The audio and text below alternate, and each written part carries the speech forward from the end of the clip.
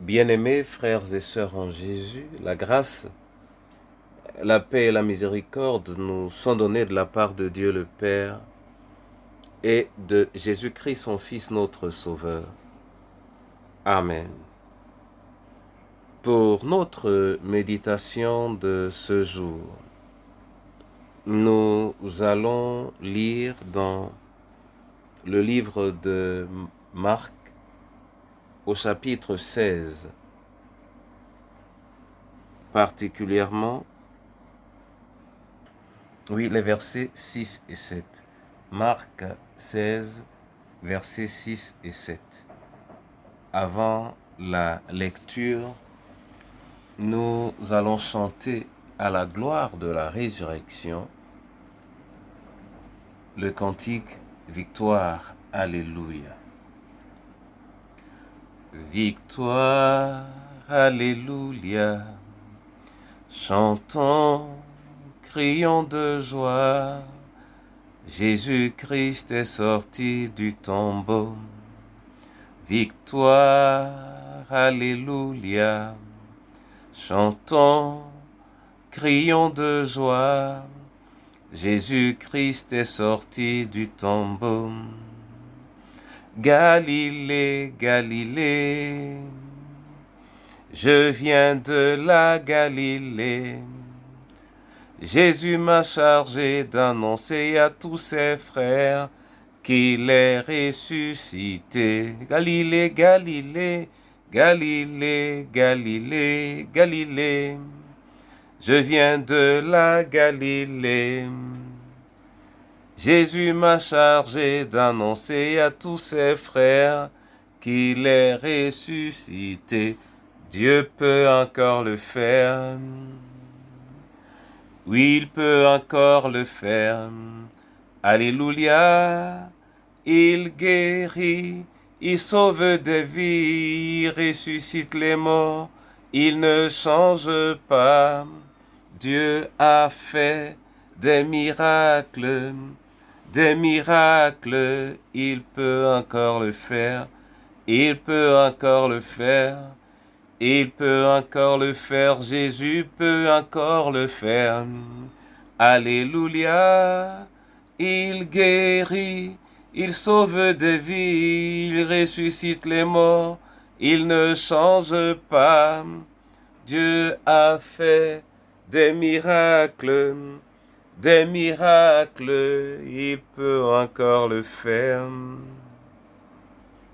Marc 16, 6 et 7, là il est écrit, mais le jeune homme leur dit, n'ayez pas peur, vous cherchez Jésus de Nazareth, celui qui a été crucifié, il est ressuscité, il n'est plus ici, voyez l'endroit où on l'avait déposé. Et maintenant, allez annoncer à ses disciples et aussi à Pierre qu'il vous précède en Galilée. C'est là que vous le verrez, comme il vous l'a dit. Amen. Le Seigneur est vraiment ressuscité. Bien-aimés frères et sœurs en Jésus, nous voulons rendre grâce à Dieu qui nous a permis de cheminer pendant une période de 15 jours et en parcourant des sommes différents jusqu'à celui qui nous a permis de nous retrouver dans le temple et qui marquait la joie ultime de la communion avec le Seigneur et au même moment de la communion avec la résurrection du Sauveur. Mon frère et ma sœur, au détail que nous avons lu dans Marc, les femmes n'ont pas encore vu Jésus, mais il leur est rappelé ce que Jésus leur aurait dit qu'ils se retrouveront à Galilée. Et certainement, c'est ce qui suivra. Pour nous qui célébrons la résurrection ou qui avons célébré la résurrection de notre Seigneur hier, nous pouvons également nous interroger quant au lieu où nous devons rencontrer le Seigneur Jésus. Non pas que nous ne croyons pas que la chose se soit effectuée, nous sommes à la période du souvenir, mais nous devons saisir cette occasion pour nous interroger sur la suite de notre marche. La marche avec le Jésus ressuscité et particulièrement la place de cette résurrection dans notre vie. Notre conseil a été que la puissance de la résurrection nous accompagne. Parce que l'événement de la résurrection a été une démonstration d'une force particulière de l'Éternel. La résurrection du Seigneur est assez rare, rarissime. Sa première particularité est que lui-même, il a annoncé sa résurrection. Ce qui n'est pas le cas que nous avons souvent trouvé.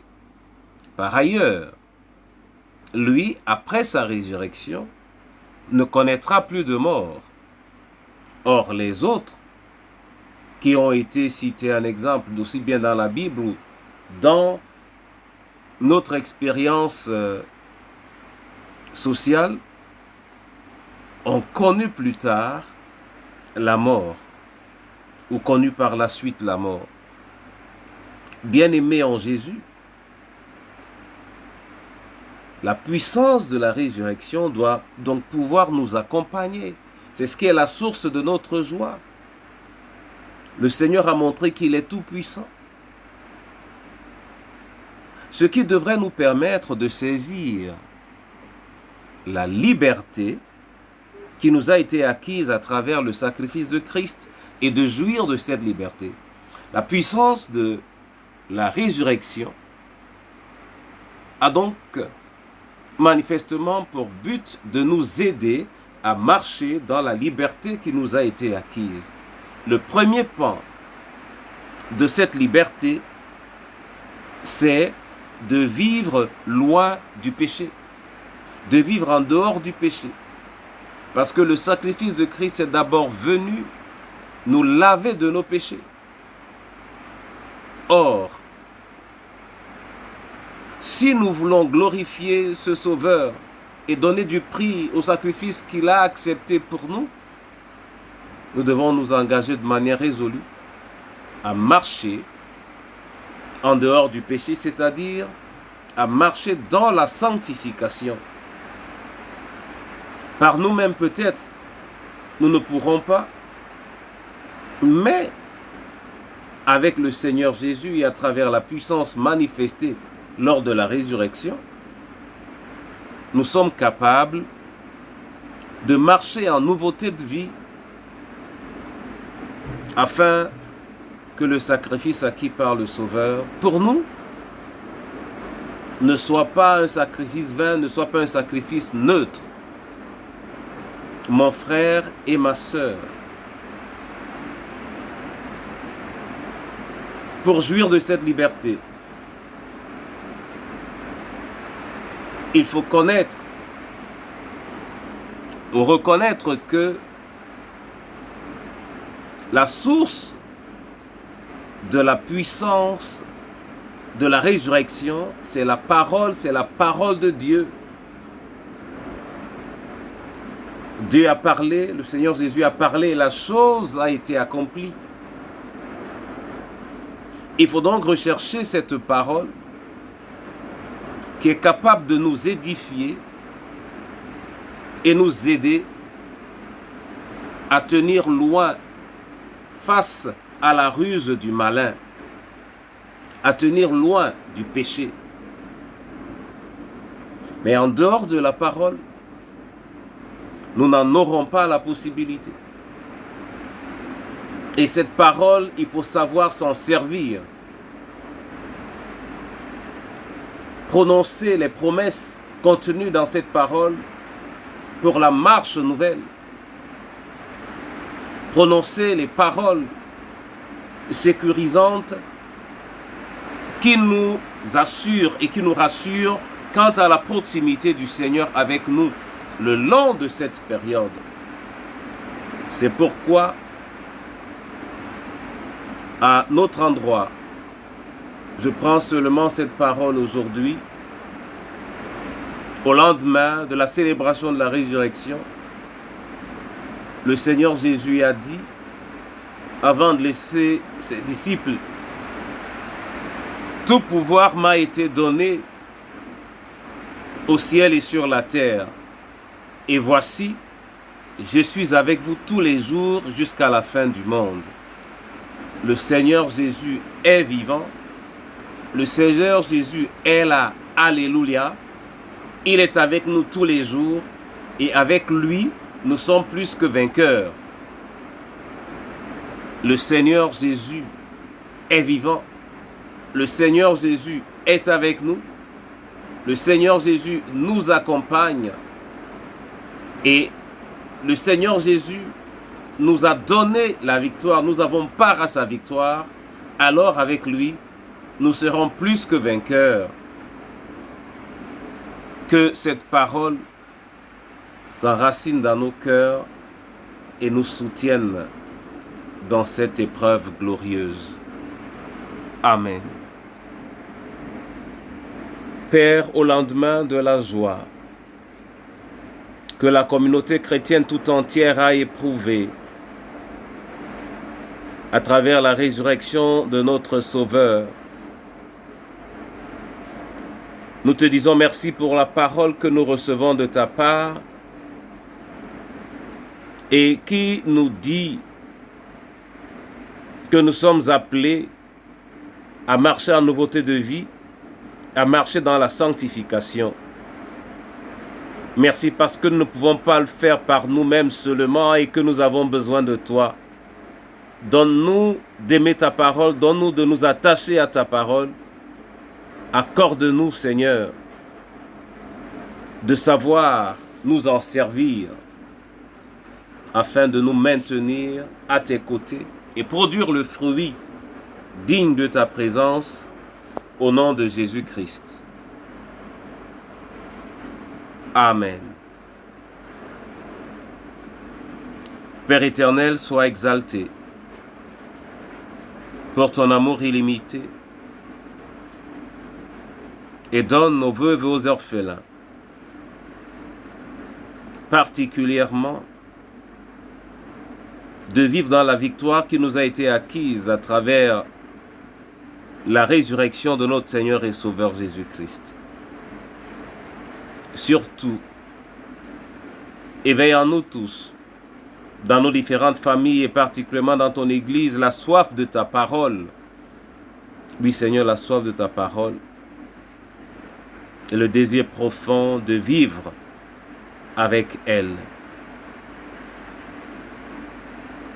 Manifeste ta gloire en Jésus, en qui nous te disons, notre Père qui es aux cieux, que ton nom soit sanctifié, que ton règne vienne, que ta volonté soit faite sur la terre comme au ciel.